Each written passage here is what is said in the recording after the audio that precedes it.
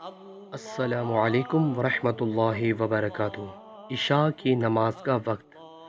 حضرت انس رضی اللہ تعالیٰ عنہ سے روایت ہے کہ نبی کریم صلی اللہ علیہ وسلم نے ایک دن عشاء کی نماز آدھی رات گئے پڑھی اور فرمایا کہ دوسرے لوگ نماز پڑھ کر سو گئے ہوں گے، یعنی دوسری مساجد میں پڑھنے والے مسلمان، اور تم لوگ جب تک نماز کا انتظار کرتے رہے گویا سارے وقت نماز ہی پڑھتے رہے۔